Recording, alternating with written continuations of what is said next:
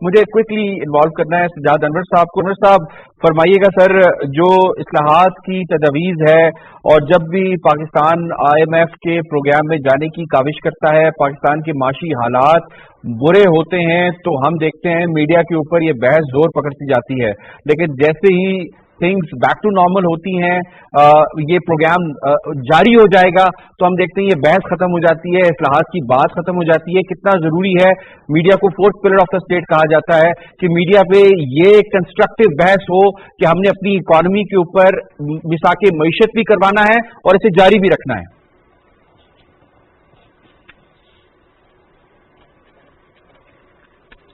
بالکل ٹھیک کہا یاسر آپ نے. اس طرح کی اس وقت کی ایمرجنسی سچویشن ہے پاکستان میں، خاص طور پہ جب IMF اتنی شرطیں لگا رہا ہے پاکستان کے اوپر اور ہم اکنامک میلٹ ڈاؤن کی طرف جا رہے ہیں، لوئسٹ لیول پہ ہمارے ریزروز ہیں اس وقت،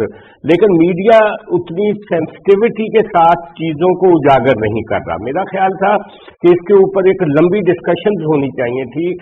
جتنے پاکستان کے اکانومسٹ ہیں وہ ابھی ہم نے دیکھا کچھ جگہ پہ کچھ ٹی وی چینلز پہ یہ بحث تو ہو رہی ہے اور وہ نقشہ یہ کھینچ رہے ہیں کہ اس وقت پاکستان بہت مشکل حالت میں ہے، لیکن آؤٹ آف باکس جو سولوشنز ہیں وہ دینے کے لیے کوئی تیار نہیں ہے، نہ کوئی میڈیا گروپ، نہ کوئی اکانومسٹ جو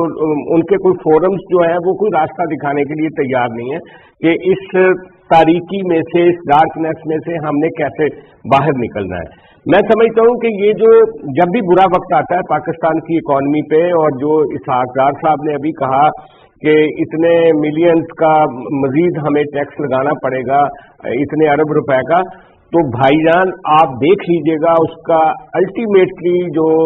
کیجویلٹی ہوگی وہ غریب آدمی کی ہوگی، کیونکہ آپ کسی بھی لیول پہ ٹیکس لگاتے ہیں جب، تو اس کا اثر جو ہوتا ہے وہ اینڈ یوزر پہ آتا ہے. اور اینڈ یوزر وہ لوگ ہیں، ایک تو وہ امیر لوگ ہیں جن کو فرق نہیں پڑے گا، لیکن جو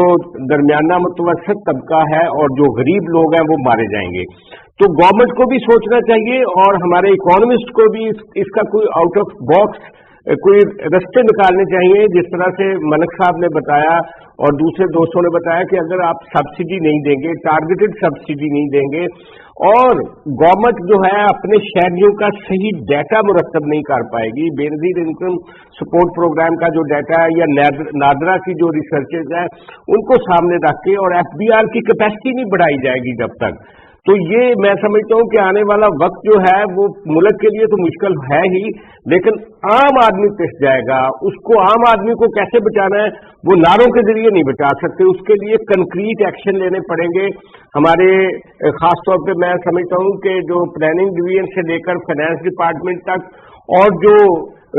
فورمز ہیں ہمارے کاروباری لوگوں کے، اکانومسٹ کے، پروفیسرز کے، ان کو اس کے اوپر برین سٹارمنگ کرنی چاہیے کہ یہ جو اتنا بڑا پریشر آ رہا ہے ہماری اکانومی کے اوپر